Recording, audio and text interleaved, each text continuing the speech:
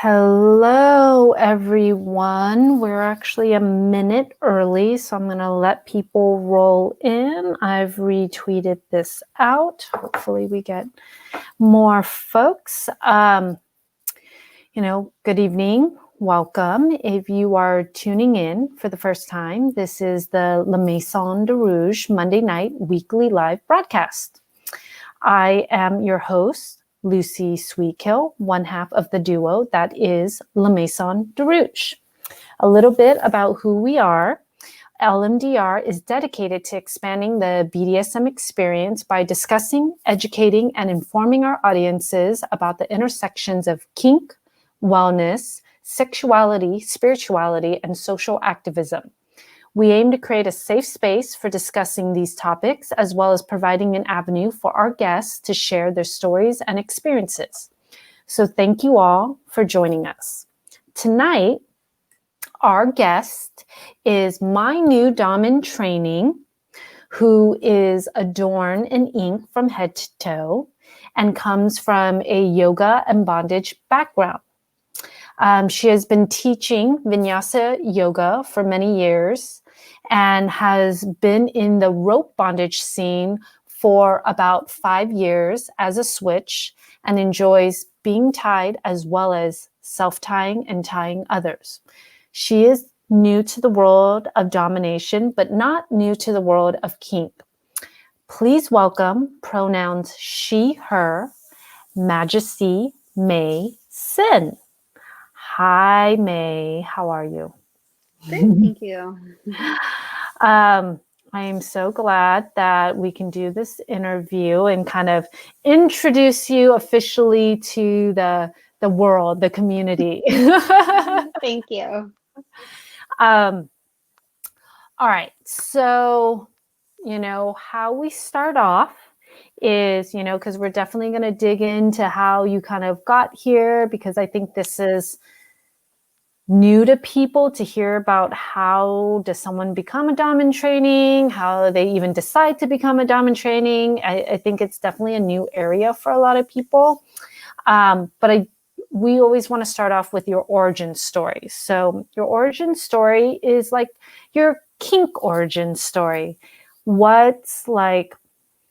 How did you how did you get to the point where you're like, hey, I want to become a professional dominatrix? Obviously, that is not something that is common. How you got into kink in general, how you got into bondage, how you got into BDSM. We want to know the origins of all of that. So, however far back you can go. We'll start with bondage. I went to a lot of burlesque shows earlier in my life, and at a burlesque show, I saw somebody tie themselves up, and I was captivated. And I was like, I need to do that. And so I started self-tying, and from there, I then found a rope community, and then my rope community showed me a lot more. It's what led me to performing and teaching alongside in not only domestically as well as internationally. And I then found the rope community in Japan as well, and it's why I really like traveling to Tokyo for rope. And but currently not traveling because of COVID. And from that rope community, I developed more kinky friends, and one of them being you.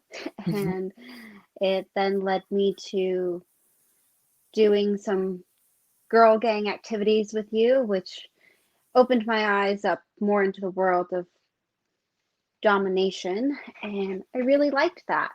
I also then found the areas that I struggled, and I was like, oh, my verbal skills are what I would really like to improve upon. So I reached out to you, and here we are. So, bondage was obviously your first kind of foray. Would you say kink and other kinky things, like were you exploring that at, your youth as well? Or was it purely or do you feel like kink, BDSM all really started from that bondage incident or that thing you saw? Your bondage. I've always been more kinky than my other friends. I remember playing like football when I was on the two-hand touch team in school, and my go-to tactic was pulling boys' hairs because I thought it was so much fun and seeing them drop the ball, because you're not supposed to pull people's hair in two-hand touch. You're supposed to only touch with two hands. And I really enjoyed that. And yeah, seeing people in pain caused me joy. So you kind of already noticed a little bit of that in like, now that you're looking back, like, oh, I was doing some of these things. Yeah.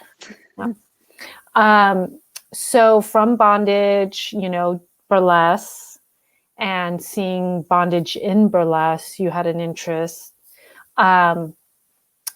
Did you realize that there was like a whole community around all of this stuff? I did, because I assume since the rope community had its own community, there were other communities like that. When I was doing rope, it wasn't just strictly rope. There were sometimes other activities involved. But when I practiced rope, it was always with friends. It was never like a romantic partner of my own. So. Yeah. And then with rope, being tied up and tying. So you started off with being tied. I think many people who get into rope start that way, right? And when did that shift over to like you wanting to tie as well? It started from getting tied to self-tying, then to tying other people, because I realized I was really dependent on that feeling of getting tied whenever I saw my friends. And I wanted to give myself that feeling because it's an amazing feeling. And I thought I was a sub because of that. But the more I realized and learned about the word sub, I was like, I am not that. I don't enjoy that. I enjoy bottoming for rope, but I don't enjoy subbing. Yeah, which are very different. And that's hard for a lot of people to understand. They're like, oh, I like this thing being done on me, so I must be submissive. But it's not true, because sometimes like you just like want to feel that thing and it has nothing to do. Yeah. You like the sensation more and like the experience compared to like the mental space of it. Absolutely. And so, self-tying and then into bondage and then into tying others. What were like your first non-bondage related kinky things you were doing? Water sports. Water sports, breath play with plastic bags over heads, things like that. Were your first things that you were interested in? Yeah. As well as impact. That's always fun, I feel like. Yeah. And so that kind of led to like, because we knew mutual people within the bondage kink community, these communities aren't that big. No. A little kind of background for you audience. I put together pretty elaborate scenes that tend to be group oriented. I've done this for a long time. It's something I really enjoy doing. And one of them is called Girl Gang. And I have, and a lot of the people in Girl Gang, a lot of the women in Girl Gang, aren't DOMs, aren't professionals by any means. And including when Mae first started, she wasn't a pro, she wasn't any of that. They were just open-minded women who I knew, who I was friends with, who were open to participating in group scenes that I was putting together for different subs and different experiences. And so I have this list of names, and I have a group chat where I would put out like, hey, looking for 4 people who are interested in this, willing and interested in this type of scene. XYZ would be included, right? And this would be the date, this would be the time, this is what it is. And people would say, Yes. And Mae was one of the people, like, after getting to know you, I was like, hey, would you be open to being part of this? Like, could I put you on the girl gang list of folks? And so I put her on the group chat, and then people would just like volunteer if they had time for that. Because I also love, especially because I had a lot of vanilla friends who are just open-minded on there, who you've met, Mae. I love dropping a little kink in their life. I love getting them to let out their dominance, let out their kinkiness, let out their like humiliatrix aspect. So it's really fun because there was some pros, but there was a lot of people who weren't pros, and getting women to kind of feel their power in these kinky ways were really fun. And so that's, I guess a lot of your first taste in domination, right? Mm-hmm. Yeah. And how did you feel about those experiences? They were amazing, but I really realized what I lacked, and it's really what made me reach out. I struggled with my verbal skills in those sessions, and I was like, well, I want to get better at this because I really enjoy this. And it made me happy to participate in those things. And I felt like the only way to get better was to study and to practice, and you can't really practice those things in normal vanilla settings. So were you, because I've definitely brought women who were like, oh, because it was also word of mouth. Like some of my girlfriends, I'd be like, hey, if you know any other hot girls who are interested, let me know. I'd love to include some new people. And there were some who did it once and were like, holy crap, I don't know if I could do this. Like, and they didn't need to be so like, a lot of these scenes were about just like having that group feeling. And then just watching it. Not everyone had to participate. But some were more participation based. Yeah. And some people, like, sometimes we'd have some pretty big groups where the shock value was actually really important for the sub, where they're just like, oh my God, the look on her face was like she was mortified, right? And then some people were like, I had a really good vanilla friend who like loved it. Like she was just like, this is amazing. And you know who I'm talking about, Mae. But I would have thought that she was pro because she was just so enthusiastic and she knew what to say without even a beat being in between. Yeah. And so it was really great to see that. But so when you did the first one, do you remember? Like, what the fuck? But it was what the fuck? I want to do this more. Yeah. And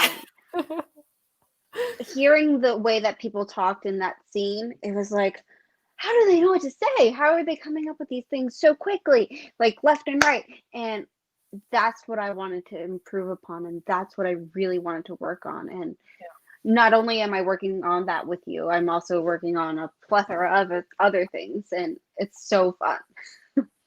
Yeah, because you also mentioned that, like, what also led to your decision to reach out and ask about a mentorship? I had a friend do a mentorship. I have a friend that is doing a mentorship, and they would ask me about what would I do in this scenario, what would I do in that scenario, and I was like, oh, well, why don't you do X, Y, and Z, and this sounds so much fun, and maybe try this and this. And I was like, wait, these ideas, I want to put them into fruition instead of you just having fun, because they sound amazing and I think my ideas are pretty cool. So it was like that aha moment of, why don't I just do this? Because I have these ideas that I feel like clients would love, and I want to make them a reality. And that was part of the process. Were you fearful? Did you think this was not an option, or like what? I come from a yoga background. I was teaching yoga, and I was teaching yoga for it was a good number of years, and it didn't bring me the same amount of joy anymore. And I wanted something that brought me joy. And just talking about those ideas with my friend about their mentorship brought me so much joy. And I was like, I want this joy and I want to play every day for work. And it really doesn't feel like work because I get to play and I get to dress up and it's awesome. So what do you feel you are learning the most right now for you? Like, what are you picking up? What are you learning? What are you liking? Well, I still love bondage, and that's carried out in a lot of the scenes that I like to create. For me, I've learned definite verbal skills, and that's what I came to you for with that in mind. I've also learned more of like the technical aspect of things, like how to do CBT. I didn't know proper ways to do CBT because I typically don't play with, when I do get tied, I typically don't get tied by men. I typically tie with a group of girls, and I also don't tie a lot of men outside in my personal life, that is. And so I didn't have experience tying up balls or a dick. And I was like, what is this? But now I've since learned how to do proper CBT, and it's awesome. With a slew of other things. Mm-hmm. What are some surprises? You know, you're obviously, so Mae is still early in her training. But from this early aspect and some of this exposure, is there anything that you really like that you were surprised you would like? Or things you don't like that surprised you? Any surprises in any of that? I wouldn't say big surprises. Enemas are surprisingly very easy to give, and I really enjoy strap-on play. Those, I didn't expect to enjoy strap-on play as much as I do, just because I've never really had a lot of experience playing with a strap-on. That's something that's surprised me. But these are surprises within myself. They're not surprises about the actual space and surprises about the work. It's just surprises about myself. Yeah. Well, that's good. I mean, that's part of this whole journey of it, you know. So obviously you're still new in figuring this out. What do you think might be your style? Like, I love bondage through and through, and I definitely love incorporating that into scenes. And so really anything involving bondage, aside from rope. I enjoy playing with belts and chains and a slew of other things, but I would say I'm a bondage bitch.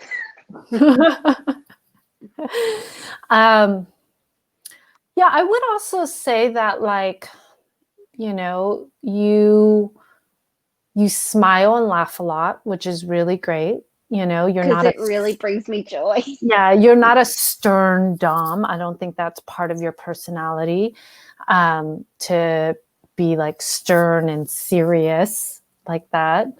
I think you are very energetic.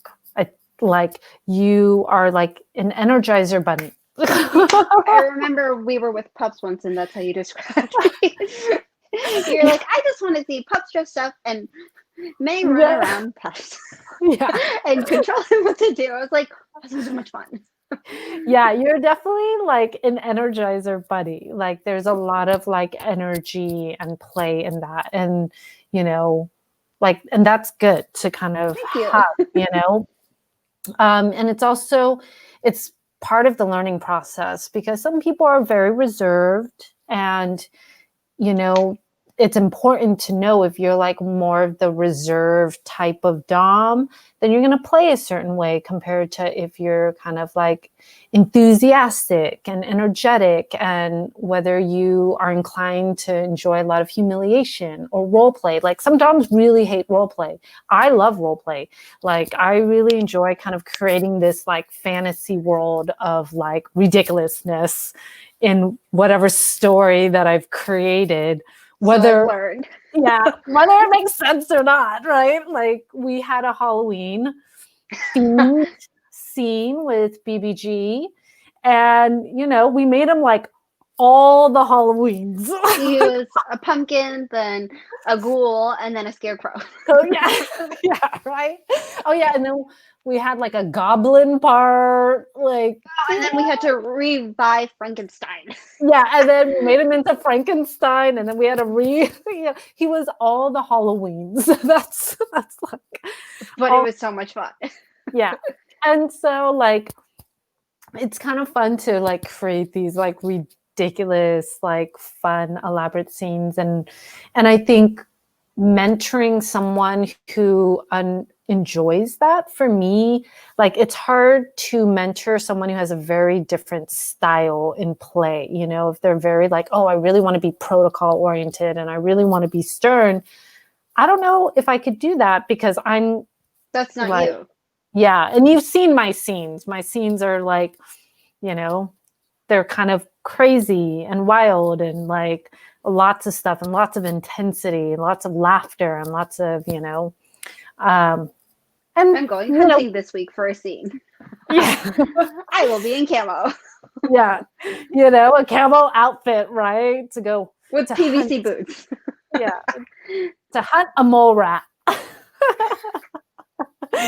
Like that's really fun part of it, and then also learning to be versatile and teaching you, like, there are definitely scenes that are going to be intense and serious, and like, how does that feel? It doesn't mean you have to do them, but it's good to experience them to figure out like what you enjoy and what you don't enjoy. What is something you don't enjoy? Like, what are your limits? What do you want subs to know about you? Like, hey, I'm not into these things, so don't reach out to me for those. I don't enjoy people that talk from the bottom. That's not how I play. And if that's what you are seeking, then we are not a right match for each other. Anything else? Any activities? Activity-wise? Right now, I would say I'm not too comfortable with sounding, so don't come for me for that. And medical play is not really my thing at the moment, but maybe that might change in the future. Yeah. How about, this is always a big one, full toilet. Are you open to it? I can poop on command, and I have that natural ability. But at this current time, I prefer just to stick to golden liquids. Yeah, I mean, there's a big market for it. I mean, so if we're being completely transparent, I take a laxative every morning and it helps me go. And because of that, I poop 3 to 4 times a day. Do you feel you need to take a laxative, or is it just part of your routine, or is it? It's my routine. I don't drink coffee, so it's my morning drink. Oh, okay. Is it a true laxative, or is it more of a probiotic? No, it's an actual laxative. Is that okay to do on a daily? Well, it's not just purely laxative. It's also it's Sakara Life. It's this like protein health thing, but also the benefits are like no bloating and like it helps you poop. All right, so it's like an Asian, health thing. It's called Sakara Life, but it's not owned by Asian people, so I have my own feelings about that, which we won't discuss. Okay, I'm like, wait, now I'm confused. Yeah, I mean, what are you excited to kind of learn or participate in or experience in your upcoming, journey and mentorship and teaching? I'm excited to definitely still improve on my verbal skills. It's why I've also reached out to somebody else and why they've also are assisting me in that process and helping me learn and deep dive more into that. I think continuing my education, not just with you, is also really important. That way I can get different perspectives and also learn from other DOMs. I also am really looking forward to just creating more really fun scenes. It brings me a lot of joy because being a bottom, I got to experience those things, and I would love to give that feeling and experience to other people. So Yeah. Let's go down that path a little, like you being a bottom. So, what did you learn about being a bottom, about yourself, about activities, what you explored, and how does that influence you as a top and as a dominant? I would say there's one specific person there's actually two specific people that I played with a lot that have taught me a lot about what I enjoy and what I don't enjoy. I've learned electricity play is amazing in multiple facets, and I'd love to incorporate that more into scenes. That's really fun to play with. Electric floggers, cattle prods, things of those natures bring me joy. They're just fun. They make people squirm a lot. So that's something that I'd like to incorporate. I think that's something that you'll have to follow me on my journey to find out more about, because at this current time, I don't really know. Yeah, and that's good. You are learning still a lot about,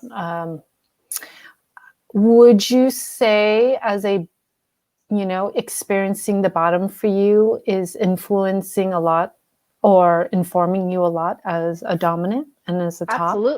Absolutely. The people that I played with, they pushed me a little bit, and not in a negative way, but totally like in the sense of, just because you're at your limit, you might be able to do like one more inch or just one more breath. It's possible. Yeah. If you just put yourself in that mind state, things like that are possible. I don't think that if I went straight into this world of domination, I wouldn't have known that. I'd be like, I think they're done. We're done. But that's not how I approach things. I think you can do more. And so we're going to do more. Maybe not. I don't know. It depends on how I feel. Yeah. Depends on if you're breathing. Yeah. You get to decide that. So let me see, because I definitely want to open it up to questions, because I know a lot of people have lots of questions, and I'm only going to take respectful questions. I did have someone ask about ball busting. How do you feel about ball busting? It's so fun. That was one of the first scenes we did together. It was a ball torture scene, focused at least. And I was like, I learned a lot. And balls are really sensitive, but also really durable. That's the great thing. They're kind of durable, but they're also so sensitive. So it's kind of like the best of both worlds. Like, I can just keep going and you'll be fine, even though you'll feel like dying. But you won't die. Yeah. Is there anything that you've tried that you like were really afraid to try or do?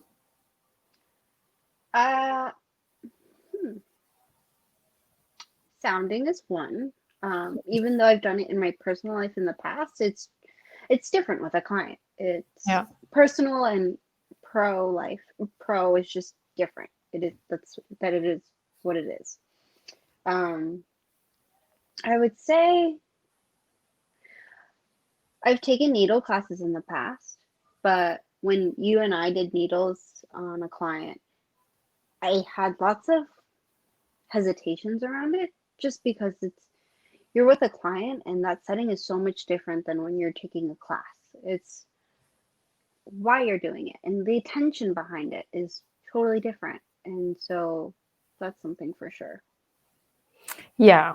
And you don't know what reactions might happen, which, it's like understanding those things.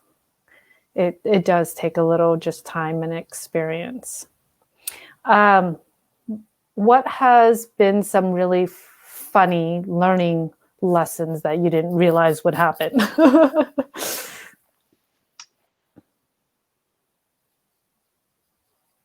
would say giving somebody a wine enema. That was very interesting. Making somebody butt chug wine is pretty fun. That's an interesting experience for sure. Forced intoxication. That and You mentioned something about sweating and spanking. oh, I had a client where I was spanking and I forgot to turn on the air conditioner before. Because of that, I was very sweaty and basically head to toe. And typically in session, I wear boots and my sweat collected at the bottom of my boots. And so the next time I saw this client, I made sure to turn on the air so that sweat would not collect in my boots and everywhere else on my body. Spanking is a lot more work than you would imagine. A lot more work, very much. It makes like even your upper lip sweat because you're sweating. Yeah, like the body heat, the work, like the amount of like how difficult it is, like to spank correctly. Especially with OTK, when somebody's that close to you and it's not only your body heat, it's theirs as well. There's a lot of hotness going on.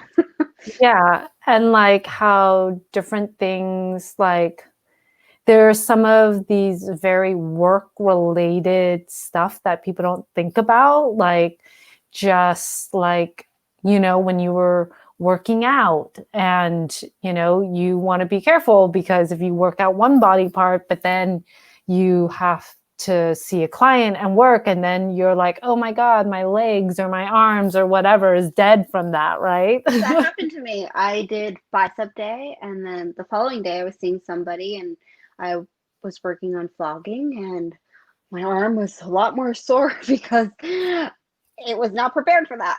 That was a thing for sure. Also, when flogging, I like to squat a bit, and I've also learned that you should not squat the day before you're supposed to flog or practice any hitting of that nature where you're kind of squatting, because you can't really last as long, especially when you're in heels and squatting. Heels, squatting, body movements, outfit choices. Outfit choices are a thing that I have definitely learned. There were some outfit mishaps at the beginning of my training, but I've learned since. Yeah. Bodysuits are amazing. Let's just say that. Yeah, some nip slips. What happened? Yeah, some Janet Jackson moments. I also learned that in times of golden showers, drinking water is great. Drinking too much water does the complete opposite because all you can focus on is peeing the whole time. Not the best. Yeah, that takes a little pee training. Learning. I do want to open it up to any questions out there for all of you. I'm opening up the Q&A part a little sooner because we'd love to get, your thoughts, questions that you might have for Miss Mae. I'm not going to put this out there. I'm not going to put it on the screen because I don't like this question, but I kind of can see what they're trying to say. They're asking about like, oh, is humiliation part of her training? Did you humiliate her so she properly understands? So this question I want, first off, is rude how you are putting it. It's there's a lot of assumptions in that.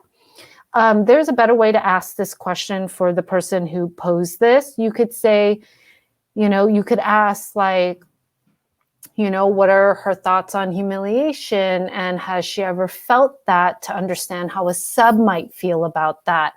That is less like, oh, you put her through, you humiliated her. Like there's just a lot of things in that is problematic in your requests, which is why I'm not. But let's talk about that. In regards to, feeling like when you humiliate someone, where's your understanding around humiliation? Are you drawing from anything in your personal life? What's going on for you, Mae, with that?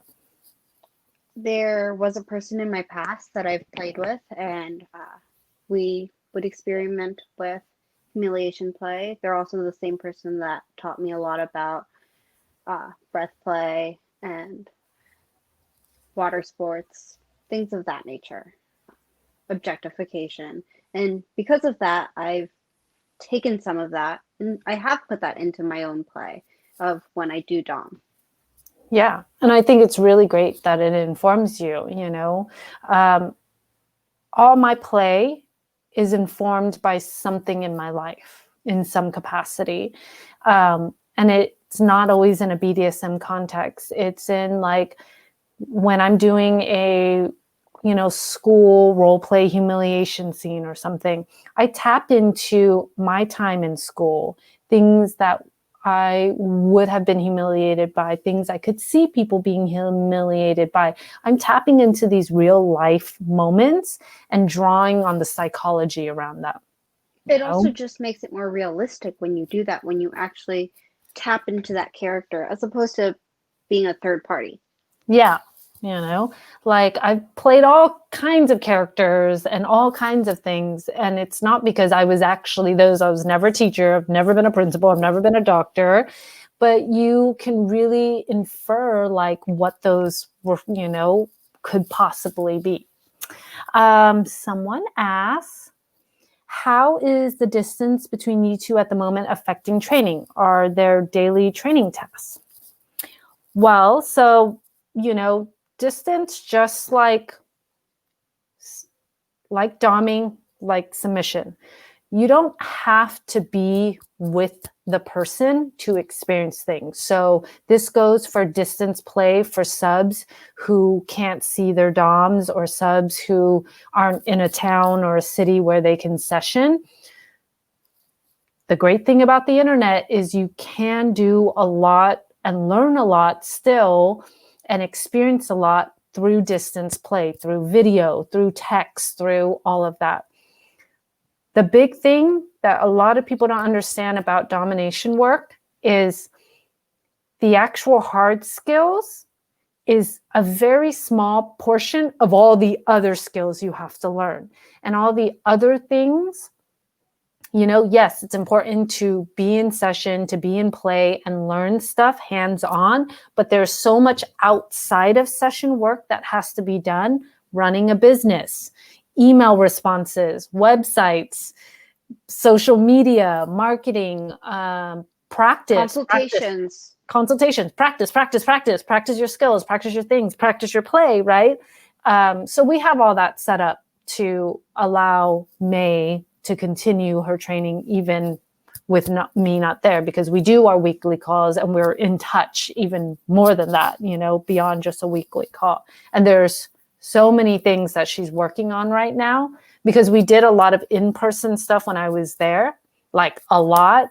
And there's a lot of all the other stuff that she's now having to do. So, and it will continue. So, and some lucky subs are being sent her way for her to practice and train. So if you want to be one of those lucky training subs, reach out and you might get the opportunity to do that.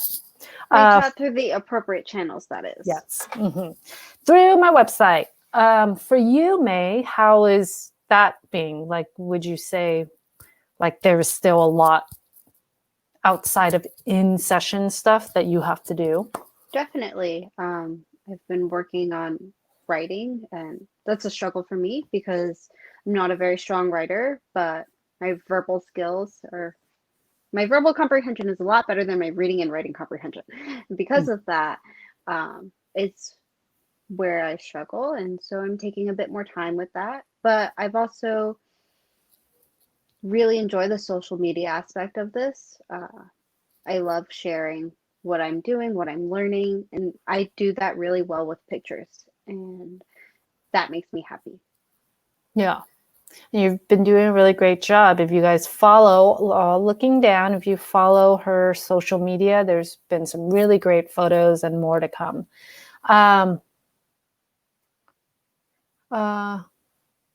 We also Okay. talk almost daily. So. Yeah, we do talk a lot. So there's a lot of contact over a lot of things. Someone asks, how interesting on the lady group gatherings, what type of scenes are typical for either of you? So this, I think this is more directed towards me than anything because I'm the one who puts these scenes Facilitates together. it. Yeah, these are all like humiliation-based type scenes because and it makes sense. Like most people who are into humiliation, having more people there and watching you, witnessing your humiliation makes it more humiliating. It intensifies it. Yeah, so I do a lot of humiliation scene with groups, but there are some groups that we've done. We've done like a pee party. I've done other types that are not based totally in humiliation, but having an audience is something that like adds to the scene. So that's kind of some of that stuff. And then someone has, okay. Well, we do have a question around, this is my submissive who, Miss May has had the pleasure of training with as well. And has there been any books or readings surrounding BDSM that you really liked that has kind of connected with you or helped you during your training as well, May? There's actually a lot. Different Loving, that was one of the books that actually I borrowed from you. I also did a bit more research into playing with those that are transgender and exploring different genders, that is. And that research and knowledge, I actually have a whole list of those books on my Instagram, so you can check that out there. Awesome. That's really great. Someone has asked, will you launch an OnlyFans account? At this current time, I don't think so. Or an ABN, but that could change. That can change. At this current time, no. Do you ever use ideas in a scene that you took from erotic literature? And I might expand upon that, or movies or something you've watched, whatever. Like, have you taken ideas from things you've seen or come across? Definitely. But I would also say, like, mundane things inspire me. It's not just like erotica and BDSM books and things like that. As I mentioned earlier, I'm doing a hunting scene because I wore camo and that just inspired me. And it's little things like that that really inspire me, I would say, more than erotica and BDSM things. Yeah, I take a lot from random stuff I see. A lot of times I'll just like come across something and be like, oh, like holidays do it for me all the time. I'm always like, it's Easter, let's do something fucked up. It's Thanksgiving, let's do something fucked up. It's Christmas, let's do something. I'm just like, what holiday is this? 4th of July, we can do something fucked up. Like, I like holidays are a big one that I like to do weird stuff. And then I'll pull things from cartoons and just like weird random imagery that I've gotten. I'm not going to bring this comment out or this question out. I am actually just going to say it and explain why this is inappropriate. Again, so someone had asked like, oh, Girl Gang sounds amazing. Has May been a sub for such an occasion? Again, inappropriate. Why is it inappropriate? Because she has clearly said what her participation has been in the Girl Gang scenario. She has clearly said that she's training as a Dom. So to ask like, oh, have you done these things on her is rude. And that is not what we're looking at, Many Doms who become Doms have had a lot of experience as bottoms, as subs, in whatever capacity. Sometimes it's just through the capacity of society. For me, that's my experience as a bottom submissive. It wasn't by choice. I submitted because I thought that was my role.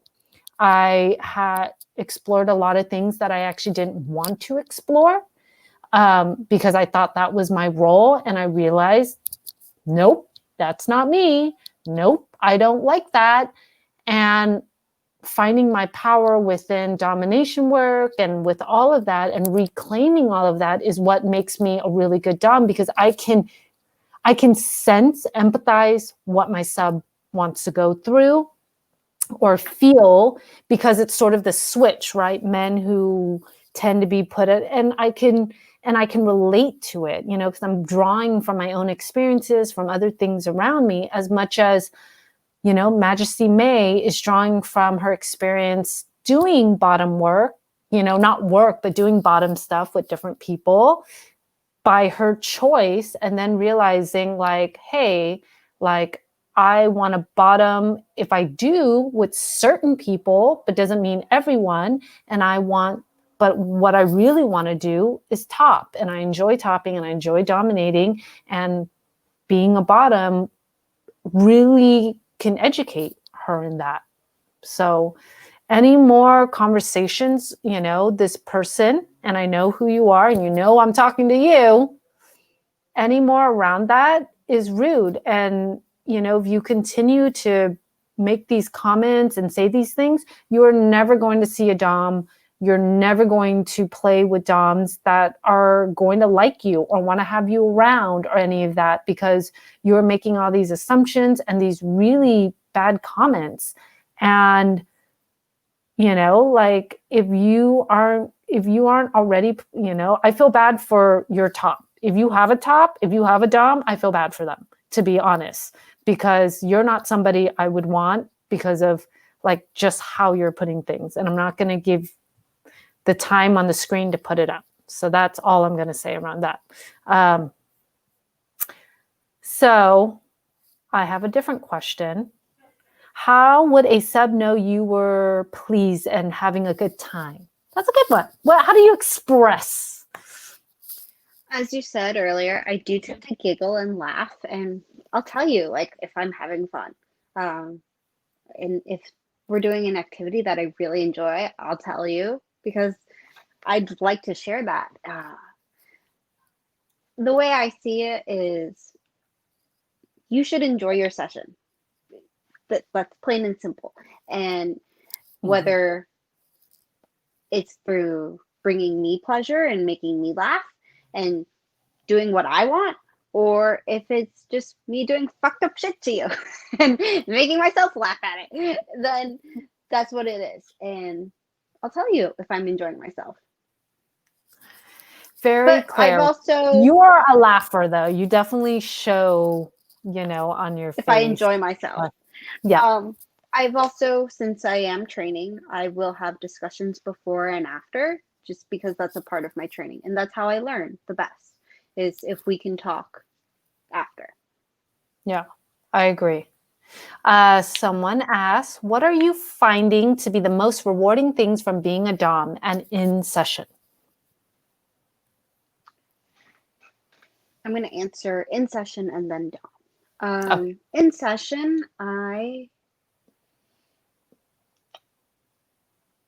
getting to give people that experience brings me lots of joy, and it's definitely rewarding. But creating it in a scene that like also brings me joy, 2 birds, 1 stone. Great. Party of the lifetime. So that's really rewarding, is getting to use my creativity to facilitate those scenes for these people that come and see me and you, and see us together. Yeah, I think this work has to be rewarding because it's not easy work, and it's not like if you like, there's so many other easy options for people to take. Like, absolutely. You have to actually like BDSM and being a dom and doing all this, because if you don't, like, it's too hard of a life. Yeah, it's too hard of a lifestyle. Like, it's, you know, having to deal with all of this on your own, right? There's too much stigma and this and that around it. If you're going to go down that hard path, you have to really like it. To squeeze your body into latex, I feel like you really got to enjoy latex because you're going to sweat. Too. Yeah. Yeah. It's very much like, it's my friends who open restaurants. Opening up a restaurant is so hard. You have to really like it because it's not an easy path to success. It's a very difficult path to success. And I feel like domination work and any sex work is the same thing. It is not an easy path. You have to really enjoy it for those who make a choice to do it. For those who choose to do sex work, you have to really enjoy it because it is not an easy path to take. Not easy in any sense. Yeah. It's a lot of work. Someone did ask, well, I think this is a combination of a question for me and maybe your thoughts on this, Mae. So do you share any ideas on spiritual discipline during training? So I do. In my training, and my mentorship, I've advised around, doing work spiritually, mindfulness, and having that practice because it does influence yourself as a dom, feeling very calm, secure when, your energy, all of that is important. So that is something I have advised to Mae. But let's, Mae, what kind of spiritual practices or discipline do you do in your regular life that has or will influence, your domination? I don't really practice spiritually, but I do practice with intention. Coming from a yoga background has really influenced that. It's taught me that to really live in the moment and to feel things. But as for spiritual things in my practice of domination work, I don't really carry that over. Mm-hmm. Do you read anything around mindfulness and spirituality at all? I do. But that really stems from poetry. I am a really big poetry fan. And Got it. Because of that, they've kind of intertwined to each other. Definitely. And I see all of that as a spiritual practice, I think it's kind of feeling and thinking deeper, right? And more connectedness. I think beyond yourself. Yeah. I think is very key. Yeah. Anything that is around that connectivity with others, I think that's a spiritual practice in my belief. Yeah. I also guess it depends on how you define spirituality. Very true. Someone did want to know, would you offer a Dom yoga session? At this current time, no, but maybe in the future. What do you think that would look like? That sounds fun. Yeah. Child's pose, please. Hips on heels, forehead on mat. Yeah, I know, right? You just spank them all the way. I'll help you get deeper into your posture as I peg you. Some people have asked, or any plans to travel the West Coast? Well, we've actually talked about that. All depends on COVID. So we'll just kind of wait on all of that. And then I think some people, somebody asks, who are some of your favorite poets? I would have to say Rumi is a very big person that I really like. I actually have a Rumi tattoo. One of my favorite books by her is Milk and Honey. It's about the journey of love and heartache and the whole process. It's one of my favorite books. Cool. Also, let's see. And then someone asked, do you like playing ball busting games? Which we kind of answered before, but we can answer again. Yes, I do. Yes, ball busting, or just all the ball busting. All the ball busting, because that's really what it comes down to, all the ball bustings.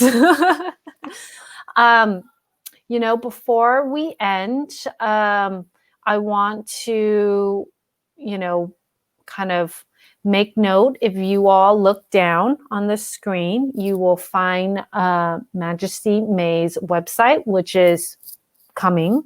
She's working on it.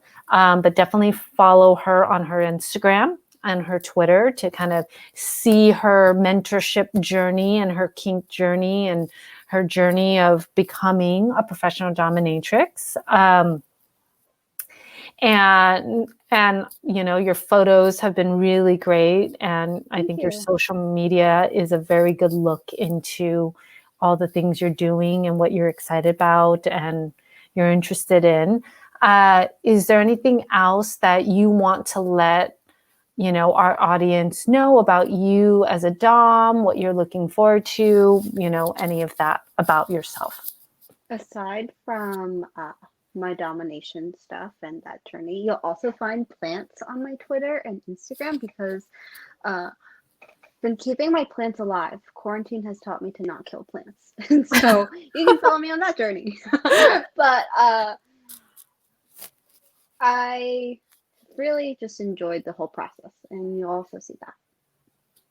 Yeah, I think you're very much like you're growing very quickly, and I look forward to seeing you grow into your full dom self. Like that's a really great part of like mentoring is like, seeing, just seeing doms and women, gain their power and, be open to this. And like a lot of domination is, there's no official school for these things. And so these are passed down by others, and it's a craft that is passed down. So kind of teaching the new generations of doms is always like rewarding for me. And I think you, Majesty Mae, you may have, this is very a natural place for you. Your interest in kink, your enthusiasm, and I see all the hard work you've been doing, and I know you'll continue to do that. So I look forward to seeing you grow in that and continuing your mentorship. And for all of you out there, when she fully comes out, when she does it, what do they call it when my debut. Yeah, your debut, right? Which is like isn't that what they do in like the high class societies? They have the ball where there's like a debut, right? Your debutante ball. Your debutante. When you debut, which will be next year officially, you I think will be really amazing, and you subs out there will be very lucky to be able to play and see her. So thank you. And for those of you who want to be a training sub, please reach out to me through my website, lucysweetkill.com. I am scheduling training sessions, which require consultations because of COVID. And so if you want to apply for that, to be able to be part of that, because I'm not taking everyone, you have to really fit with what I'm trying to teach and help her learn with. So reach out, and see if you get that opportunity to be one of the firsts. Shermy says, can we have a party for Majesty Mae? Your debutante ball. We'll have a debutante coming on up. Zoom, because we're COVID. It's COVID time. It'll be like a full Zoom thing. So again, folks, follow her social media. For those of you who are new to following us on our Periscopes or tuning in, please, we do our broadcast every Monday at 7 p.m. Eastern Time. So please join us on Periscope, on Twitter. for the live. If you want to watch the video afterwards, we have them posted on YouTube. So it'll be posted this week. And if you would like to support our weekly broadcast, because this is a project, an endeavor that Dia Dynasty and I do together, it's a lot of work for us to. Feel free to join us on our Patreon, which is below. And through our Patreon, we do offer some, if you become a member, you do get things back. So you get to have some one-on-one time with Dia and I, some video calls and some other goodies. So please support us if you love what we're doing and you would like to continue to see us have these interviews.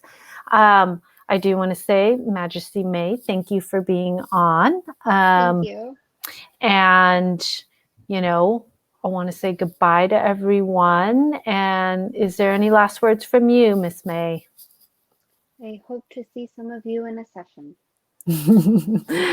Have a good night, everyone. Bye.